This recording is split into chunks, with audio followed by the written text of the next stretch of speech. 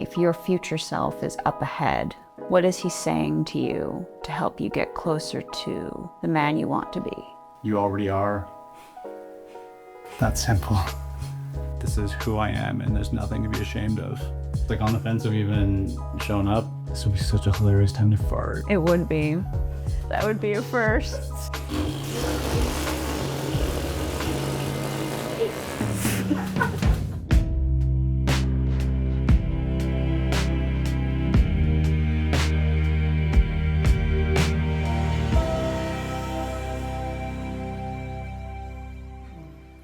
So, is this how you expected to spend your Saturday night?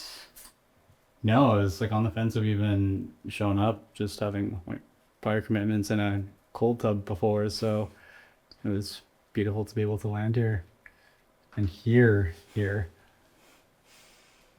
What a journey. Yeah, this night, this life, the whole thing's a journey.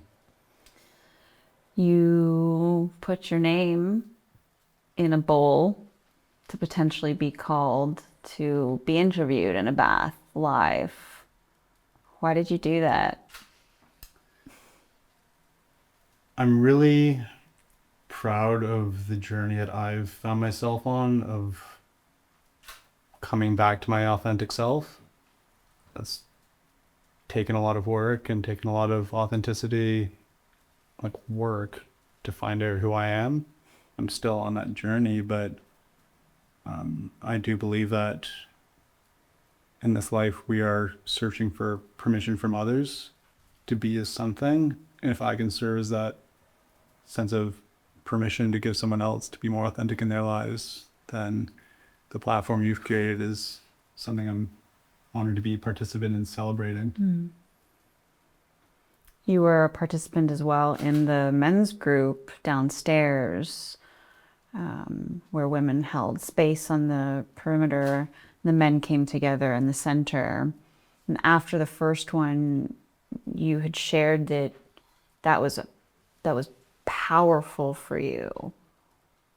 Why was it powerful not only to see the center, but to see the outside too? Observation and awareness, I think, are two very underappreciated forces. We often show up based off of who we believe we are being in the eyes of.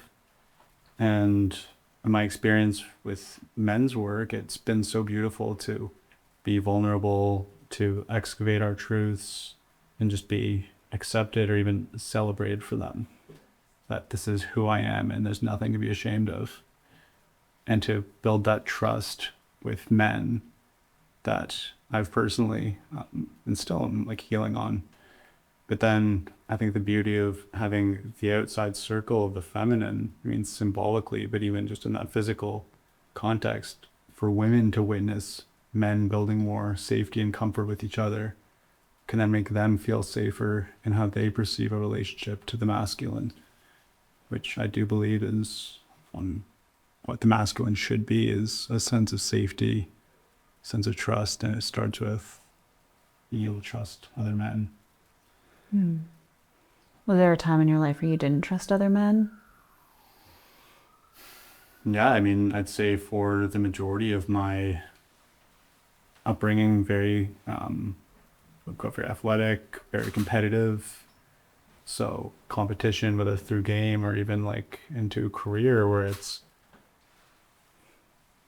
a hierarchy sorting system that it can be like playful and it's not like an adversarial, but I don't trust a man just to be having my back and like the strangers to be there as a brother. And it does stem from I think father wounds of having a volatile masculine energy as my first impression of like mistrust. So then not having that example, not having that familiarity of what does it feel like to be in safe masculine energy that's been like the imprint that's been not removed, but just building a new story on. And healing my relationship with my father has been beautiful because the proxy, the byproduct is just this unconscious desire to want to bring other men closer into me because it's a beautiful thing. Mm. You mentioned that you actually went to therapy with your dad. Mm-hmm. Yeah, when my world came crashing down and that pillar, the stability disappeared, something in me was, that was the hill I was gonna die on, of like, this family is so important. You know, that's one thing my father really did teach me, is the family unit is a sacred thing. And so I wasn't gonna let our relationship, just collapse without putting the work in to try and remediate and heal it. And it got worse before it got better, because what the therapist is there is to hold space for me to say how I felt and for him to be there to listen. And some people aren't ready to hear the truths, and sometimes it just takes some time. Do you feel comfortable sharing some of the things that you said?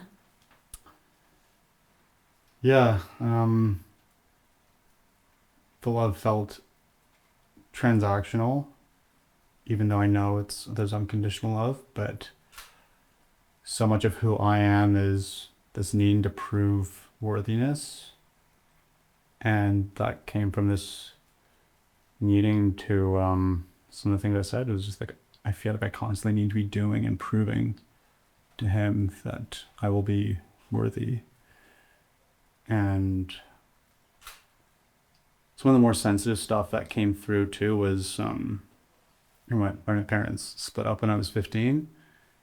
My mother is just like a very perfect embodiment of like the divine mother, like caring, nurturing, loving, super safe. And my father's traumas were just show up of his abandonment wounds, of me not choosing to be with him, hurt him, and then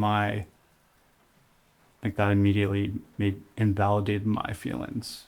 So like self-abandonment patterns came out of that, and that I can't feel how I feel because it's hurting him. And having to pull that stuff through was so ugly, but so beautiful. And seeing that hurt come through in real time was still uncomfortable to even like think about. But that excavation is like where we found the gold. And I'm really grateful that it honestly, like, when I reflect back, it feels like it wasn't even me. Like there was this like divine energy that was taking me through the initiatives of, these are the right things to do to stay in alignment and in my integrity with what I do believe in.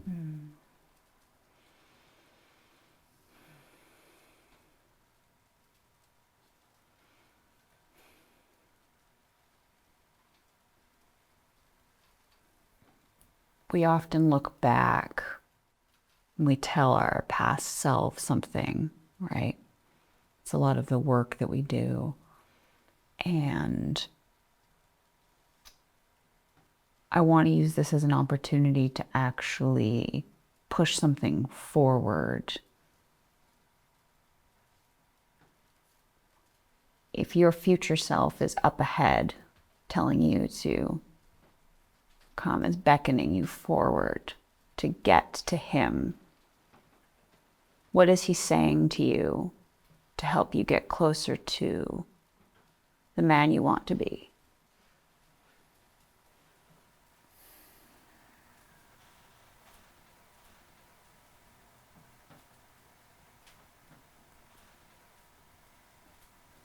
You already are.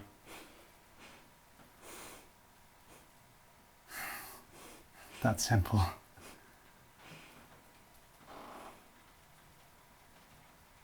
I think what's changed the most through perhaps a different epic in life would be the undying support that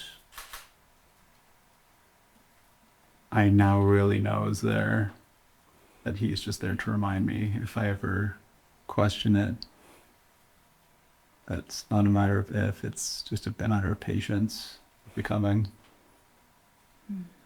appreciating this guy and the guys before him.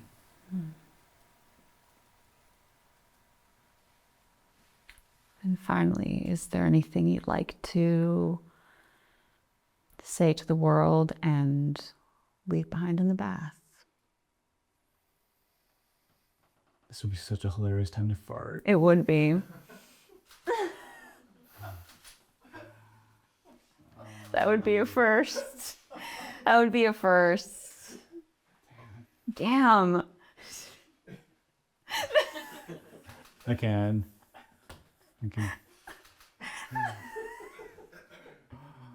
Oh man. So if you try too hard, and then Maybe that's it. and then maybe that's it. It's like, stop! Don't try too hard. Don't try too hard to fart, because you might shit Yeah. in the bath. The metaphorical bathtub of life. Perhaps that is the message that's trying to come through right now. Is we try to build control around our lives, but I think what we are really here to do is surrender to the energies that want us to be in the right alignment with what feels good. Farting doesn't feel good right now.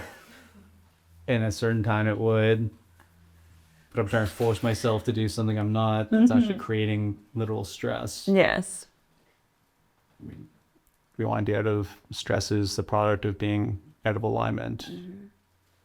So Maybe we can all fart through our mouths through a nice deep breath together.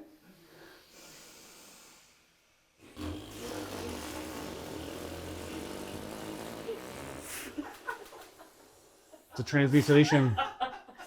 Perfect. Thank you, Adam. Thank you. Use your parts. They have it's an alchemical process. I will never forget. Hey. Sometimes you fart because it's like transmuting like negative energy. I've never had a fart that didn't replace miles from face. It's true. It's true.